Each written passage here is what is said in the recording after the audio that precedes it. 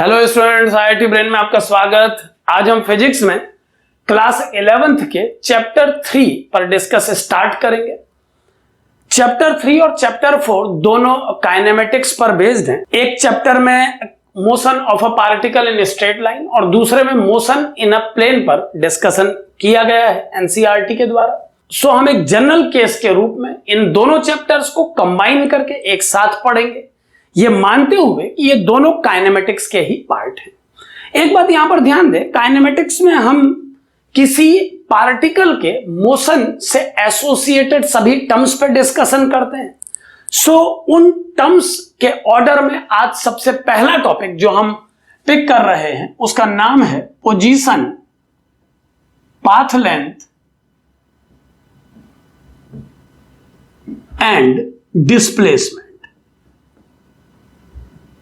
यानी इन quantities path length और displacement पर आज हम डिस्कशन करेंगे।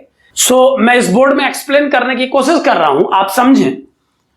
मान लीजिए इस बोर्ड में इस पॉइंट ए की पोजीशन को मैं रेफरेंस पोजीशन मान रहा हूं। रेफरेंस पोजीशन से मेरा अर्थ यह है कि जब इस किसी बॉडी या किसी पार्टिकल के मोशन के नेचर को स्टडी करने की कोशिश की जाएगी तो उस स्टडी के लिए जिस पॉइंट से सभी मेजरमेंट किए जाएंगे, मैं ए पॉइंट को उस पॉइंट के रूप में कंसिडर कर रहा हूं। तो यहां पर ध्यान दें, ये ए पॉइंट भी एक पोजीशन पे बनाया गया है। पोजीशन स्पेस में कोई एक पर्टिकुलर पॉइंट होता है जहां पर कोई प्लेस, कोई पार्टिकल या कोई बॉडी सिचुएटेड होती है। जैसे एग्जाम्पल के लिए अपनी प्रैक्टिकल लाइफ में हम बात करें तो किसी बच्चे का स्कूल एक पोजीशन है। किसी बच्चे का स्कूल एक पोजीशन है क्योंकि वो हर कंडीशन में उसी पॉइंट पर सिचुएटेड है इस 3 डायमेंशनल स्पेस में, और उस पोजीशन को हम चेंज होता हुआ नहीं देखते हैं किसी दूसरे पॉइंट के रिस्पेक्ट में। हर प्लेस इस नेचर में, इस 3D यूनिवर्स में किसी ना किसी पोजीशन पर लोकेटेड है। सो पोजीशन स्पेस में एक ऐसा पॉइंट है जो स्पेसिफिक है किसी प्लेस होने के लिए या किसी पॉइंट के सिचुएट होने के लिए। यहां पर ध्यान दें, जैसे इस बोर्ड में अगर मैं बहुत सारी पोजीशंस शो करूं, मान लीजिए ये एक पोजीशन बी है, फिर इस पोजीशन को मैं सी मान रहा हूं और इस पोजीशन को डी कंसिडर कर रहा हूं। ये सभी पोजीशंस स्पेस में स्पेसिफिक है और इनकी पोजीशंस पर किसी दूसरे पार्टिकल की पोजीशन का कोई फर्क नहीं पड़ता है। यह बात आप समझें कि दो अलग अलग बच्चे जो सेम स्कूल में पढ़ते हैं अपने घर से स्कूल का पोजीशन अलग अलग एक्सप्लेन कर सकते हैं। एक बच्चा यह कह सकता है कि स्कूल मेरे घर की पोजीशन से लेफ्ट साइड है, जबकि दूसरा यह कह सकता है कि स्कूल मेरे घर की पोजीशन से राइट साइड है। लेकिन आप जानते हैं कि पोजीशन स्टैंडर्ड है, स्कूल का पोजीशन वही है। यानी अलग अलग पॉइंट की पोजीशन क्या है इस पर डिपेंड नहीं करती है किसी थर्ड पॉइंट की पोजीशन। किसी भी पॉइंट की पोजीशन इस स्पेस में यूनिक होती है और उस पोजीशन पर केवल वही एक ऑब्जेक्ट या पर्सन या प्लेस एग्जिस्ट करता है। सो पोजीशन का अर्थ स्पेस में किसी एक पर्टिकुलर पॉइंट से है जहां पर कोई पर्टिकुलर ऑब्जेक्ट प्लेस किया गया है। अब यहां पर ध्यान दें, पोजीशन को स्पेसिफाई करने के बाद अगर मान लीजिए हम यह डिस्कस करें कि एक पार्टिकल ए पॉइंट से मूव करता हुआ डी पॉइंट तक गया और डी से ट्रेवल करता हुआ सी पॉइंट पर आया, और मान लीजिए हमसे ये पूछा जाए कि इस पार्टिकल ने टोटल डिस्टेंस कितना ट्रेवल किया, तो क्लियरली डिस्टेंस कैलकुलेट करने के लिए हम ए से डी तक के डिस्टेंस कैलकुलेट करेंगे और फिर डी से सी तक के डिस्टेंस कैलकुलेट करेंगे और फिर दोनों डिस्टेंसेस का सम करके ये बताएंगे कि यहां इस पॉइंट से स्टार्ट करके इस पार्टिकल ने सी पॉइंट पहुंचने तक टोटल कितनी डिस्टेंस ट्रेवल की। यहां पर ध्यान दें कि पार्टिकल ने इस पूरी ट्रेवलिंग के दौरान जो डिस्टेंस ट्रेवल की है उस डिस्टेंस को ही उस पार्टिकल का पाथ लेंथ कहा जाता है। सो पाथ लेंथ एक्सप्लेन करता है कि किसी पर्टिकुलर रूट पे चलते हुए आपने टोटल कितना पाथ ट्रेवल किया, टोटल कितना लेंथ ट्रेवल किया। So total distance covered by a particle in a particular path is known as path length. अब एक बात यहां पर और ध्यान दें कि पार्टिकल ने ए से डी तक जाने के बाद डी से सी तक ट्रेवल किया और इसके पाथ लेंथ का वैल्यू एडी प्लस डीसी के बराबर आया। लेकिन डिस्टेंस को एक्सप्लेन करने का एक दूसरा तरीका भी है।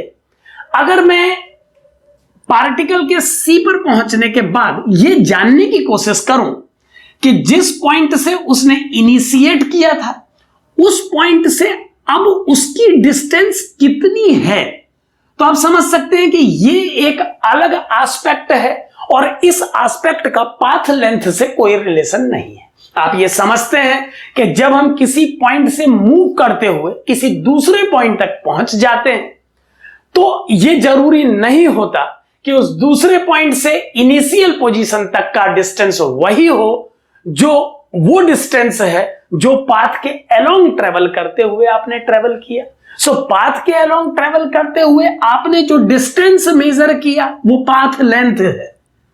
लेकिन अब जिस पोजीशन पर आप पहुंच चुके हैं उस पोजीशन से इनिशियल पोजीशन तक जो ये आप दोनों पोजीशंस का डिफरेंस देख पा रहे हैं, या ये कह लीजिए कि फाइनल से इनिशियल पोजीशन तक की जो डायरेक्ट डिस्टेंस आप देख पा रहे हैं, ये डिस्टेंस उस पाथ लेंथ के लिए मेजर की गई डिस्टेंस से अलग है।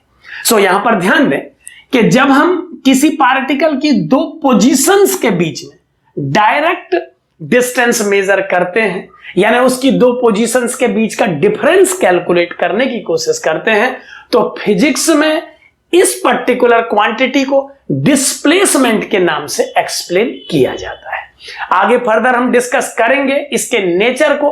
फिलहाल आप इसके मैग्नीट्यूड पर डिस्कशन कर रहे हैं। आप समझें कि सी पॉइंट से ए पॉइंट तक अगर डायरेक्ट डिस्टेंस मेजर की जाए तो ये डिस्प्लेसमेंट है, ये डिस्प्लेसमेंट का मैग्नीट्यूड है।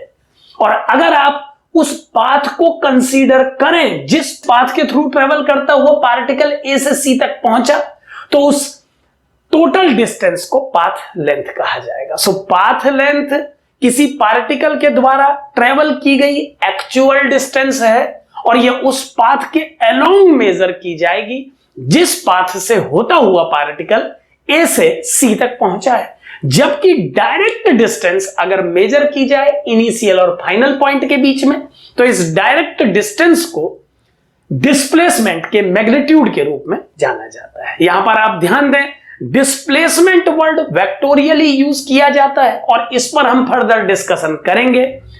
सो अभी अगर इस टॉपिक के दौरान मैं डिस्प्लेसमेंट वर्ड यूज करूंगा तो आप उसे डिस्प्लेसमेंट का मैग्नीट्यूड ही समझें। ध्यान दें, सो इस पार्टिकल का डिस्प्लेसमेंट इस डिस्टेंस को कहा जाए, जबकि इस टोटल डिस्टेंस को पाथ लेंथ कहा जाएगा। ठीक इसी प्रकार हम 3 डायमेंशनल स्पेस में भी देख पाते हैं।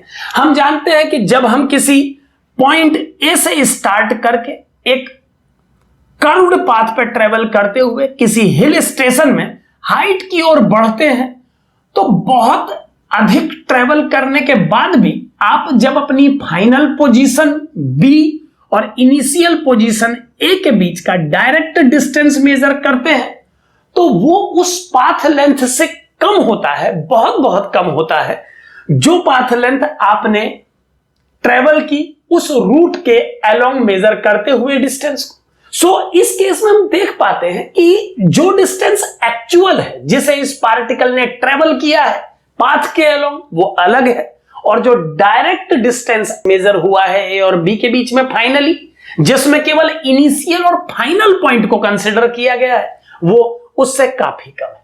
सो डिस्प्लेसमेंट के मैग्नीट्यूड के रूप में जिस टर्म को पढ़ा जाता है वो इनिशियल और फाइनल पोजीशन पर डिपेंडेंट क्वांटिटी है। इस क्वांटिटी का इस पाथ से जिसके अलोंग ट्रेवल किया है पार्टिकल ने उससे कोई रिलेशन नहीं है। इसे इनिशियल और फाइनल पोजीशन के बीच में डायरेक्ट मेजर किया जाता है, जबकि डिस्टेंस अगर मेजर किया गया है उस पाथ के अलोंग चलते हुए जिसमें पार्टिकल ने ट्रेवल किया है, तो उस डिस्टेंस को पाथ लेंथ कहा जाएगा। So path length actual distance travelled by the particle है, जो कि पाथ के अलोंग मेजर की जाएगी, जबकि डिस्प्लेसमेंट के मैग्नीट्यूड में हम इनिशियल और फाइनल पॉइंट को डायरेक्ट ज्वाइन करा के पाथ के लेंथ को मेजर करते हैं। सो डिस्टेंस दोनों ही हैं, लेकिन दोनों का एस्पेक्ट अलग है।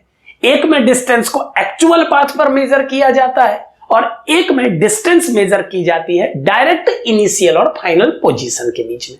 सो जब आप इनिशियल और फाइनल पोजीशन के बीच में डायरेक्ट मेजरमेंट करते हैं, तो उस मेजरमेंट से आप डिस्प्लेसमेंट का मैग्नीट्यूड पता करते हैं, जबकि अगर आप एक्चुअल डिस्टेंस ट्रेवल्ड पता करते हैं तो वो उस पार्टिकल के पाथ लेंथ को एक्सप्लेन करता है। सो पोजीशन स्पेस में एक पॉइंट है जहां पर आप किसी ऑब्जेक्ट के होने को जस्टिफाई करते हैं। यह बात मैं बता चुका हूं कि किसी पर्टिकुलर टाइम t बराबर t पर इस पूरे यूनिवर्स में बहुत सारी पोजीशन है। एक चिड़िया उड़ रही है आसमान में, वो चिड़िया की पोजीशन एक पोजीशन है।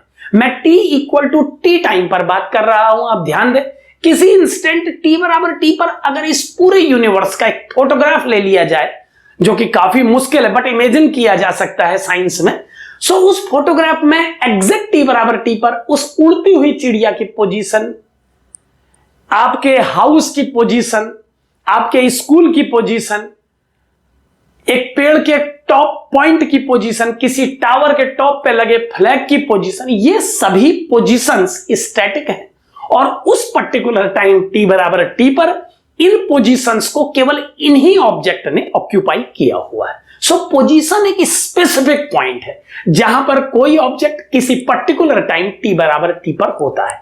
t बराबर t डैश टाइम पर ये पोजीशंस चेंज हो सकती हैं, वो चिड़िया उड़ती हुई किसी दूसरी जगह तक पहुंच सकती है। एक बात और ध्यान दें कि मेजरमेंट किस पॉइंट से किया जा रहा है, आप कहां से दूरियां नाप रहे हैं, डिस्टेंसेस का मेजरमेंट स्टैंडर्ड क्या है, इस पर डिपेंड नहीं करती है पोजीशन। पोजीशन मेजरिंग ओरिजिन से या किसी रेफरेंस पॉइंट से इंडिपेंडेंट होती है।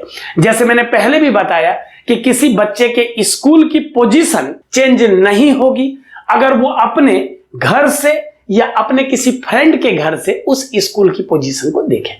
ऐसा हो सकता है कि अपने फ्रेंड के हाउस से वो ये बोले कि स्कूल मेरे राइट साइड है, जबकि अपने घर से वो कहे कि स्कूल मेरे लेफ्ट साइड है, लेकिन फिर भी इस 3 डायमेंशनल स्पेस में स्कूल का पोजीशन स्पेसिफिक है। वो आपके रिस्पेक्ट में आपको अलग फील हो रहा है, आपको ऐसा लग रहा है कि उसमें चेंजेस आए हैं। बट अगर हम पोजीशन की बात करें और इस पूरे यूनिवर्स के 3D एग्जांपल्स में समझें, तो हर पार्टिकल की पोजीशन किसी टाइम t बराबर t पर स्पेसिफिक है।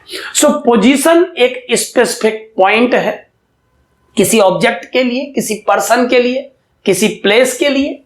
पाथ लेंथ वो एक्चुअल डिस्टेंस है जो ट्रेवल करता है एक पार्टिकल, और इसे मेजर किया जाता है उस पाथ के अलोंग ही जिसमें पार्टिकल चला है। जबकि डिस्प्लेसमेंट के मैग्नीट्यूड के रूप में हम डायरेक्ट डिस्टेंस को पढ़ते हैं जो कि 2 पार्टिकल के बीच में मेजर की जा सकती है। अब यहां पर ध्यान दें कि हमने पाथ लेंथ के रूप में एक्चुअल पाथ की बात कही और डिस्प्लेसमेंट के मैग्नीट्यूड के रूप में हमने डायरेक्ट डिस्टेंस मेजर करने की कोशिश की 2 पॉइंट के बीच में। सो हम देख पा रहे हैं कि डिस्टेंस ही मेजर हो रही है इन दोनों केसेस में, लेकिन जो आउटकम्स आएंगे वो डिफरेंट होंगे। आप समझ सकते हैं कि डिस्प्लेसमेंट के मैग्नीट्यूड को जिस लैंग्वेज में डिफाइन किया जा रहा है और पाथ लेंथ को जिस लैंग्वेज में समझाया जा रहा है, उसके अकॉर्डिंगली ज्यादातर केसेस में इन दोनों में डिफरेंस आएगा ही आएगा। एक नॉर्मल केस, अगर कोई पार्टिकल एक स्ट्रेट लाइन में ट्रेवल कर रहा है तो बिना टर्निंग के अगर वो चलता जा रहा है, तो ऐसा हो सकता है कि इस पर्टिकुलर एग्जाम्पल में कुछ ड्यूरेशन के लिए पाथ लेंथ ट्रेवल्ड और डिस्प्लेसमेंट का मैग्नीट्यूड एक सा आ जाए। लेकिन मोस्ट केसेस में जब आप 2D और 3D एग्जाम्पल्स लेंगे अपने नॉर्मल लाइफ के, तो वहां आप देखेंगे कि डिस्प्लेसमेंट और डिस्टेंस में डिफरेंस होगा।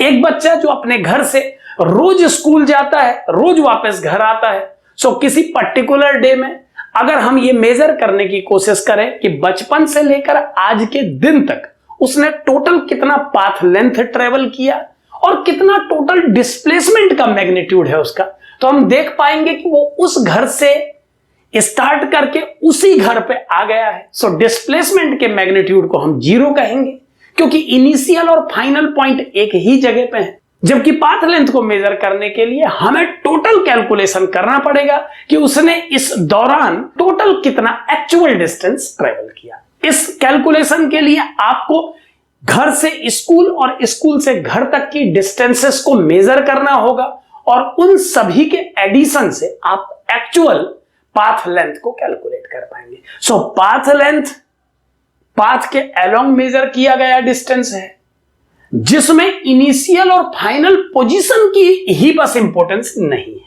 पाथ लेंथ को मेजर करने में यह भी देखा जाएगा कि आपने किस पाथ के अलोंग इसे ट्रेवल किया। अगर कोई पार्टिकल ए पॉइंट से स्टार्ट करके 100 मीटर एक्स एक्सिस के अलोंग ट्रेवल करने के बाद वापस ए पॉइंट पर आ जाता है, तो इस प्रोसेस में उसका पाथ के अलोंग मेजर किया गया लेंथ 200 मीटर कंसीडर किया जाएगा और यही पाथ लेंथ का वैल्यू होगा। जबकि डिस्प्लेसमेंट का वैल्यू 0 आएगा, क्योंकि उस पार्टिकल का फाइनल पोजीशन और इनिशियल पोजीशन सेम है। सो पाथ लेंथ और डिस्प्लेसमेंट मैक्सिमम केसेस में डिफर करते हैं। डिस्प्लेसमेंट का मैग्नीट्यूड पाथ लेंथ के बराबर नहीं आता है। केवल लीनियर केसेस में अगर कोई पार्टिकल बिना टर्न के चल रहा है, लीनियर में भी अगर पार्टिकल ने ट्रेवल करते हुए टर्न ले लिया है, तो इस तरह के एग्जांपल्स में डिफर कर जाएंगे डिस्प्लेसमेंट और पाथ लेंथ। लेकिन अगर कोई पार्टिकल बिना टर्न के ट्रेवल कर रहा है किसी लाइन पे, तो पाथ लेंथ और डिस्प्लेसमेंट के मैग्नीट्यूड सिमिलर होंगे। सो इतनी बात तो मैंने बताई आपको पाथ लेंथ और डिस्प्लेसमेंट के बारे में, और पोजीशन के बारे में हमने डिस्कस किया। इसके स्पेसिफिक और यूनिक होने के बारे में हमने डिस्कस किया। अब एक पॉइंट पर और आए। मान लीजिए कोई पार्टिकल इस 3D स्पेस पे ट्रेवल कर रहा है। एक बात यहां पर ध्यान दें, हम इस चैप्टर में अभी जो टॉपिक पढ़ रहे हैं, जिस चैप्टर को हम डिस्कशन कर रहे हैं एनसीईआरटी के, वो chapter 3 motion in a straight line है। लेकिन अगर हम स्ट्रेट लाइन मोशन और प्लेन मोशन को अलग अलग न करके 3 डायमेंशनल स्पेस को इंक्लूड करते हुए अपना डिस्कशन करें, तो किस तरह से यह डिस्कशन आगे बढ़ पाएगा, इसमें क्या क्या डिफिकल्टीज आएंगी और इससे क्या क्या बेनिफिट्स होंगे, हम उस पर लगातार डिस्कशन करेंगे। मैं अपना कोई भी आर्टिकल आपके सामने 3 डायमेंशनल स्पेस में ही रखूंगा और फिर उसके सुपर केस के रूप में हम लोग प्लेनर मोशन और लिनियर मोशन को रखेंगे। यानी एनसीईआरटी का 3rd और 4th चैप्टर जो 11th क्लास के लिए बनाया गया है, वो हमारे लिए एक कंप्लीट यूनिट है, जिसे हम काइनेमेटिक्स के रूप में एक कंबाइंड यूनिट के रूप में पढ़ेंगे। सो हम अपने एग्जांपल्स में लिनियर केसेस, प्लेनर केसेस और 3D केसेस को अलग अलग नहीं रखेंगे। ऐसा करने से एक स्टूडेंट के माइंड में कंफ्यूजन क्रिएट होता है। कई बार कई स्टूडेंट्स को ऐसा लगने लगता है जैसे लिनियर मोशन का एक अलग एस्पेक्ट है और प्लेनर मोशन का एक अलग एस्पेक्ट है, जबकि मैं आपको बता देना चाहूंगा कि ऐसा नहीं है। लिनियर मोशन, प्लेनर मोशन और 3 डायमेंशनल स्पेस में मोशन, ये सभी एक ही पैटर्न पे बेस्ड है, जहां पर किसी स्पेसिफिक टॉपिक पर डिस्कस करना होगा। जैसे अगर प्लेनर मोशन में किसी प्रोजेक्टाइल पर डिस्कस करना होगा या सर्कुलर मोशन पर डिस्कस करना होगा, तो फिर हम अपने डिस्कशन को उस प्लेन पे चेंज कर लेंगे। सो मान लीजिए एक पार्टिकल इस 3D स्पेस में आर्बिट्रेरीली ट्रेवल कर रहा है। अब इस बोर्ड पर तो 3 डायमेंशनल नहीं बन पाएगा, लेकिन फिर भी मान लेते हैं कि पार्टिकल इस पॉइंट ए से ट्रेवल करता हुआ इस पॉइंट बी तक मूव कर रहा है। मान लीजिए पार्टिकल ए पॉइंट से बी पॉइंट तक ट्रेवल कर रहा है और यहां से होता हुआ वो इस पॉइंट तक आ गया है। अब हमें इस पाथ का लेंथ कैलकुलेट करना है। तो क्लियरली समझें, इस पाथ का लेंथ कैलकुलेट करना एक डिफिकल्ट प्रोसेस है। इसे प्रैक्टिकली कैलकुलेट किया जा सकता है। इसके लिए हम एक थ्रेड को इस पूरे पाथ पे बिल्कुल इसी ओरिएंटेशन के साथ बिछा सकते हैं और फिर उस थ्रेड को यहां से उठा के किसी स्केल से मेजर कर सकते हैं। ऐसा करने से हमें यह मालूम चल जाएगा कि इस पाथ लेंथ की एक्चुअल वैल्यू क्या है, बट अगर हम कोई मैथमेटिकल एक्सप्लेनेशन चाहें तो ध्यान दें आप ऐसा कर पाएंगे अगर आप इस पाथ को बहुत छोटे छोटे एलिमेंट्री पाथ में ब्रेक कर दें। यहां पर ध्यान दें, मैं एक्सप्लेन करने की कोशिश कर रहा हूं। अगर आप इस कंप्लीट पाथ को छोटे छोटे पार्ट में ब्रेक कर दें, मान लीजिए इस पाथ में आपने एक छोटा सा एलिमेंट कंसीडर किया। यहां ध्यान दें कि ये इनफाइनाइटली स्मॉल एलिमेंट है, लेकिन आप लोगों को दिखाई दे इसीलिए मैंने इसका साइज थोड़ा ज्यादा लिया है, लेकिन डिस्कशन के दौरान आप ये माइंड मेकअप रखें, ये बहुत स्मॉल है। इस पॉइंट ओ को मैंने मेजरमेंट पॉइंट के रूप में कंसीडर किया है, यानी सारी डिस्टेंसेस मैं इस पॉइंट ओ से मेजर करूंगा। मान लीजिए इस ओ पॉइंट से इस इनिशियल पॉइंट, ये जो एलिमेंट कंसीडर किया गया है, इसके इनिशियल पॉइंट के कोऑर्डिनेट x, y। यहां पर स्टूडेंट ध्यान दें कि coordinate theory student high school standard तक पढ़ लेता है और हम उसी कोऑर्डिनेट थ्योरी का यूज करेंगे आज अपने इस प्रॉब्लम में। हम ये मान के इस डिस्कशन को आगे बढ़ाएंगे कि पार्टिकल ने x1 y1 पोजीशन से स्टार्ट किया है और x2 y2 उसका फाइनल पोजीशन है। अब इस छोटे से डिस्टेंस को मेजर करने के लिए मुझे क्या करना होगा, एक बार आप उस स्टेप को समझें। O के रिस्पेक्ट में अगर मैं इस पॉइंट के कोऑर्डिनेट x, y कंसीडर करूं तो क्लियरली इस छोटी सी डिस्टेंस के लिए इस पाथ के अलोंग, अब यहां ध्यान दें कि अगर मैं इस पाथ के नेचर को डिफाइन करने के लिए इसे एक फंक्शन का नाम दे दूं जो कि y इक्वल टू fx माना जा सकता है, यानी अगर हम मान लें कि इस पाथ के अलोंग चलने वाले पार्टिकल के लिए y और x के बीच में कुछ इस तरह का रिलेशन है, तो इस फॉर्मूले को मानते हुए अगर इस पॉइंट के कोऑर्डिनेट को xy और इसके क्लोज पॉइंट के कोऑर्डिनेट को मैं x प्लस डेल्टा x, या आप अगर कैलकुलस लिमिट तक इसे सॉल्व करना चाह रहे हैं तो आप इसे x प्लस dx और y प्लस dy लिख सकते हैं, जहां dx एक छोटा सा डिस्टेंस है x एक्सिस के अलोंग और dy एक छोटे से डिस्टेंस को लिया गया है y एक्सिस के अलोंग। सो ध्यान दें कि अब अगर इस पॉइंट के कोऑर्डिनेट xy और इस पॉइंट के coordinate x plus dx, y plus dy हैं, तो इस स्मॉल डिस्टेंस को dx और इस स्मॉल डिस्टेंस को dy माना जा सकता है। या आप ऐसा भी कर सकते हैं कि 10th स्टैंडर्ड में जो डिस्टेंस फॉर्मूला आपने यूज किया है दो पॉइंट के बीच के डिस्टेंस को कैलकुलेट करने के लिए, दो पॉइंट के बीच की डायरेक्ट डिस्टेंस को कैलकुलेट करने के लिए आप उसे यूज कर सकते हैं। तो ऐसे में ये स्मॉल डिस्टेंस इस पाथ के बीच में जो मेजर होगी उसे हम लिख सकते हैं ds equal to root of x plus dx minus x square, x plus dx minus x square plus y plus dy minus y square. यहां पर ध्यान दें कि इस कंप्लीट पाथ की एक्चुअल लेंथ को निकालने के लिए इस कंप्लीट पाथ में एक छोटा सा एलिमेंट्री डिस्टेंस कंसीडर किया गया है।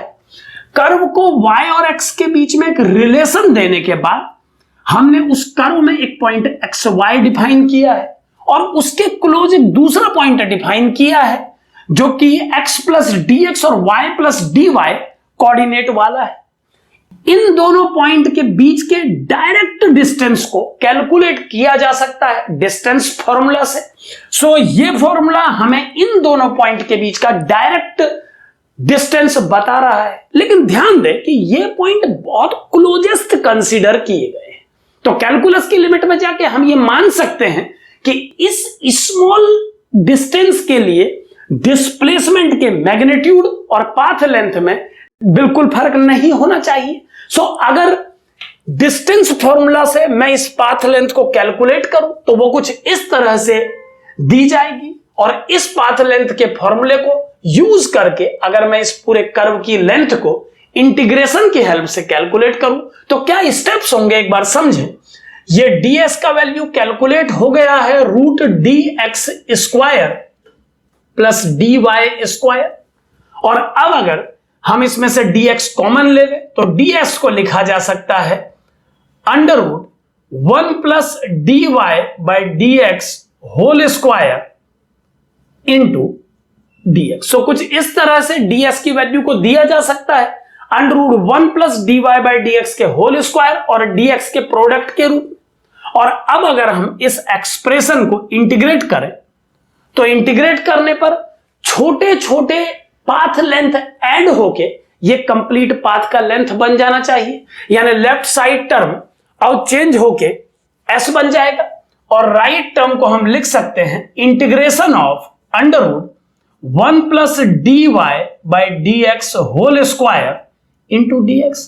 एक बात यहां पर ध्यान दें कि आप इस एक्सप्रेशन से dy को भी कॉमन ले सकते थे, और अगर आप dy को कॉमन लेते तो यह एक्सप्रेशन होता integration ds equal to √1 + dx/dy whole square into dy, यानी dy के टर्म में और dx के टर्म में, दोनों ही टर्म्स में इस पाथ की लेंथ को मेजर किया जा सकता है। बस डिफरेंस इतना होगा कि जब आप इस पाथ लेंथ को मेजर करेंगे dx के फॉर्मेट में तो आप इंटीग्रेशन में लिमिट x1 से x2 तक अप्लाई करेंगे, लेकिन अगर आप इसी क्वेश्चन को dy फॉर्मेट में सॉल्व करते तो आप इंटीग्रेशन की लिमिट को y1 से y2 तक अप्लाई करते।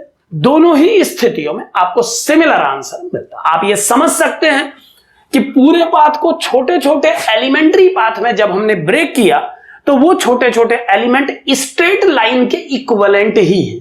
इस हर पाथ के छोटे एलिमेंट को एक स्ट्रेट लाइन माना जा सकता है, और आप जानते हैं कि स्ट्रेट लाइन में दो पॉइंट के बीच के लेंथ को कैलकुलेट करने के लिए डिस्टेंस फॉर्मूला अच्छा परफॉर्म करता है। यह बात क्लियरली स्टूडेंट समझें कि कई बार स्टूडेंट के दिमाग में यह बात आती है कि सर जब डिस्टेंस फॉर्मूला ही लगाना था तो डायरेक्ट इस पॉइंट और इस पॉइंट के बीच में लगा देते। तो समझें आप, अगर आप इनिशियल और फाइनल पॉइंट के बीच में डायरेक्ट डिस्टेंस फॉर्मूला अप्लाई करते तो आपका outcome √x2 - x1 square plus y2 - y1 square आता। और आप देख सकते हैं कि ये जो लेंथ मेजर होती, ये लेंथ इस पॉइंट और इस पॉइंट के बीच की डायरेक्ट डिस्टेंस होती, जिसे हम डिस्प्लेसमेंट का मैग्नीट्यूड कहते हैं। सो एक बार क्लियरली समझें कि हमने डिस्टेंस फॉर्मूला ही यूज किया है इस एस्पेक्ट में भी, और डिस्टेंस फॉर्मूला ही यूज हो रहा है इस कंसेप्ट में भी।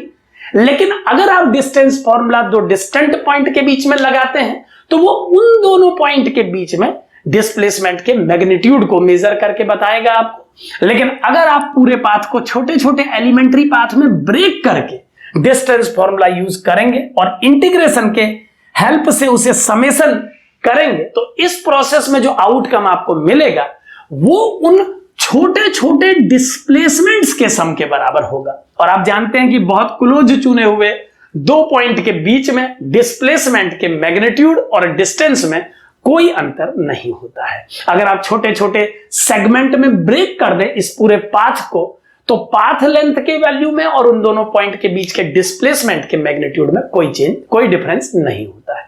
सो इस कंसेप्ट को यूज करके किसी पाथ का लेंथ मेजर किया जा सकता है, लेकिन ध्यान रहे ये मेथड यूज करने के लिए आपको dy/dx पता होना जरूरी है, और dy/dx पता करने के लिए इस फंक्शन को दिया जाना चाहिए। अगर ये फंक्शन आपको मालूम है और आप इसे डिफरेंशिएट करके इस टर्म में अप्लाई कर पा रहे हैं और ये टर्म इंटीग्रेबल हो रहा है, अगर ये इंटीग्रेट हो पा रहा है तो मैथमेटिकली हम इसे एक्सप्लेन भी कर पाएंगे। लेकिन कई केसेस में dy/dx का वैल्यू पुट करने के बाद ये इंटीग्रेशन काफी कॉम्प्लिकेटेड हो जाता है, तो उन केसेस में इस फॉर्मूले से मैथमेटिकली आउटकम कैलकुलेट नहीं किया जा सकेगा। एक बात यहां पर ध्यान दें कि प्रैक्टिकली डिस्टेंस यानी पाथ लेंथ को हमेशा कैलकुलेट किया जा सकेगा। मैंने आपको बताया कि अगर हम इस पूरे पाथ में एक थ्रेड बिछा दें और फिर उस पूरी थ्रेड को कलेक्ट करके किसी स्केल से मेजर कर ले तो इस पाथ लेंथ को बताया जा सकेगा इस पाथ की इक्वेशन जाने बिना भी। बट अगर मैथमेटिकली आप करना चाहेंगे तो आपको इस पाथ की इक्वेशन मालूम होनी चाहिए और उस इक्वेशन के डिफरेंशिएशन से आने वाले टर्म को इस एक्सप्रेशन में पुट करने के बाद इस इंटीग्रेशन को सॉल्व होना चाहिए। सो नॉर्मल केसेस में डिस्प्लेसमेंट और डिस्टेंस को मेजर करना इजी होता है, पाथ लेंथ को मेजर किया जा सकता है, लेकिन कॉम्प्लिकेटेड कर्व्स के केसेस में अगर इक्वेशन दी है और ये इंटीग्रेशन सॉल्व हो जाए तो ही पाथ लेंथ को बताया जा सकता है। डिस्प्लेसमेंट चूंकि इनिशियल और फाइनल पोजीशन पर डिपेंड करता है तो हर कंडीशन में उसे एक्सप्लेन किया जा सकता है। एक बात यहां पर हमेशा अपनी मेमोरी में रखें कि इस टॉपिक में हमने डिस्टेंस के ही दो एस्पेक्ट देखे हैं।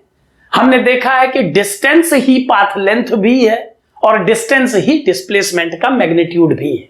बस अंतर इतना है कि जब डिस्टेंस एक्चुअल पाथ पे मेजर की जाती है तो वो पाथ लेंथ है, लेकिन वही डिस्टेंस अगर इनिशियल और फाइनल पॉइंट के बीच की शॉर्टेस्ट डिस्टेंस के रूप में मेजर की जाए तो उसे डिस्प्लेसमेंट के मैग्नीट्यूड के रूप में समझा जा रहा है। फर्दर अपनी क्लिप्स में हम एक ही क्वांटिटी डिस्टेंस के इन दो प्रकार के नेचर पर डिस्कशन करेंगे और समझेंगे कि क्वांटिटीज का ये बिहेवियर क्या है जिससे एक ही क्वांटिटी दो अलग अलग एस्पेक्ट दे रही है। Thank you.